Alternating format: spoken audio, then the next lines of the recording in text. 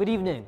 China and the Philippines agreed to improve maritime communication and properly manage conflicts through friendly talks regarding issues around the South China Sea. In a statement, the Department of Foreign Affairs says Undersecretary Maria Teresa Lazaro and Chinese Assistant Foreign Minister Nong Rong had frank and productive discussions to de-escalate tensions in the disputed waters. It adds that any incidents would be resolved through diplomacy.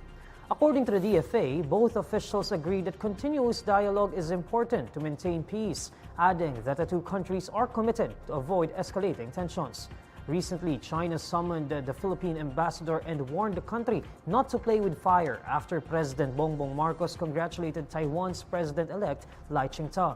However, the Philippines reiterated its commitment and adherence to the One China policy. Defense Secretary Teodoro slams the Chinese Foreign Affairs spokesperson for what he deemed to be low and gutter-level talk following her remarks against President Bongbong Marcos. Chinese Foreign Ministry spokesperson Mao Ning earlier urged Marcos to read more books to understand the Taiwan issue after the chief executive congratulated Taiwan's President-elect Lai Ching-te. In a statement, Todoro says it was unfortunate that Mao stooped to low and gutter-level talk as well as insulting the president and the Filipino nation. However, Teodoro says her remarks were not surprising, explaining that the Chinese government routinely spouts fake propaganda and disinformation.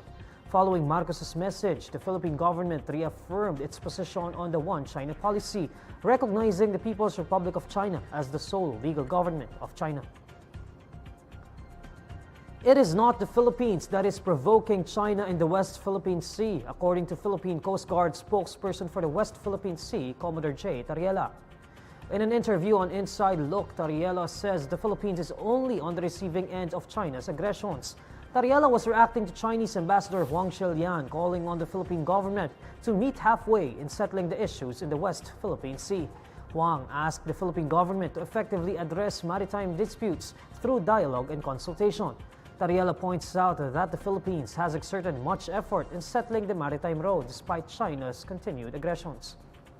In terms of negotiation, in terms of bilateral talk with China, I think the Philippine government, since during the time of the former President Duterte, the Philippine government has exerted so much effort in negotiating and making the peaceful means of settling the dispute with China.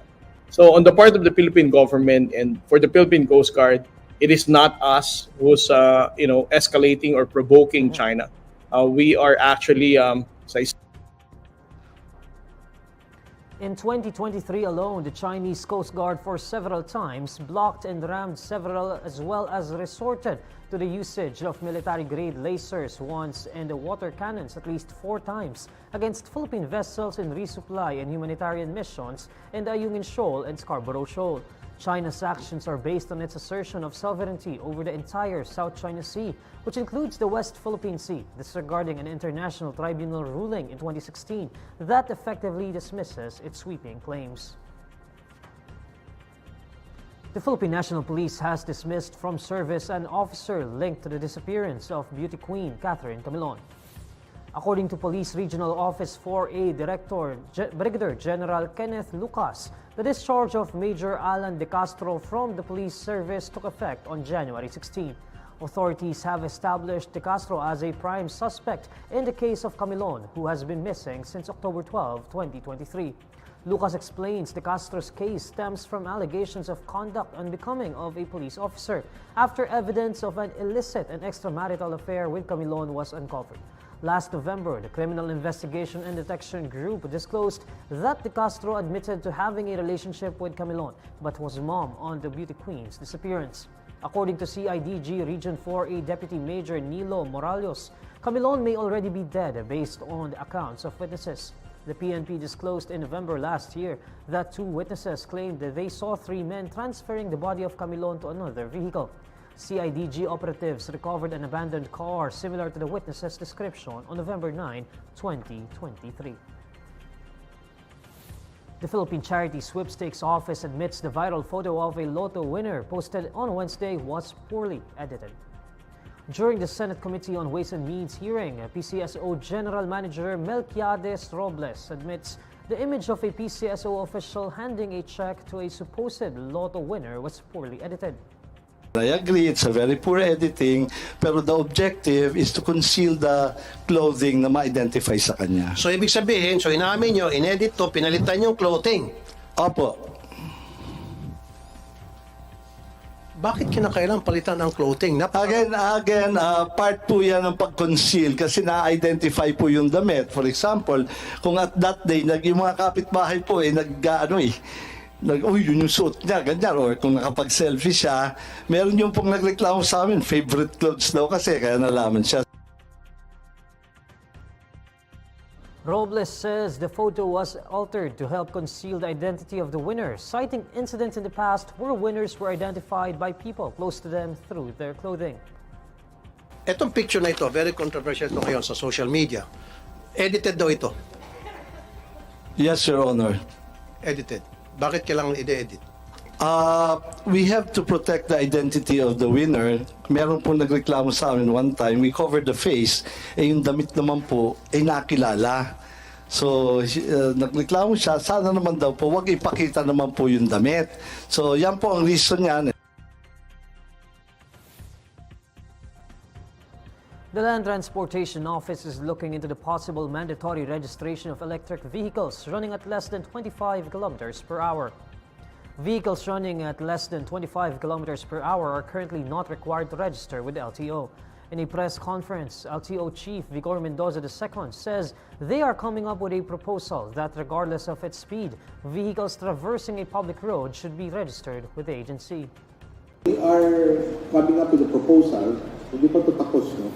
Pero kasi kahit less than 25 kilometers per area, kung tumatakbo yan sa EDSA, diba? At ang sumasakay ay high school student, may hirap yata yun.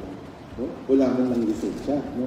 So we are coming up with a proposal that regardless of the speed of the vehicle, kailangan once you go to the public road, and that is supported, meron naman tayong batas na gano'n, kailangan rehistrado sa LTO. According to Mendoza, the LTO would like to coordinate with local government units that impose ordinances on e-vehicles. But we'd like to coordinate this with the local government units. Kasi ang mga LGUs po dati, may mga kanya-kanyang ordinansya tungkol din sa paggamit ng mga electric vehicles on the road. So we would like to synchronize with them. In fact, I've requested a meeting with NMDA para mapag-usapan na agad to and promote road safety on the road.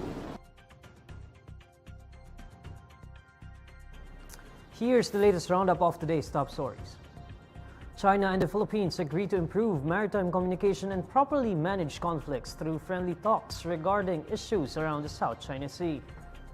Defense Secretary Gilbert Teodoro blasts Chinese Foreign Affairs spokesperson for what he deems as gutter-level talk after her remarks about Marcos.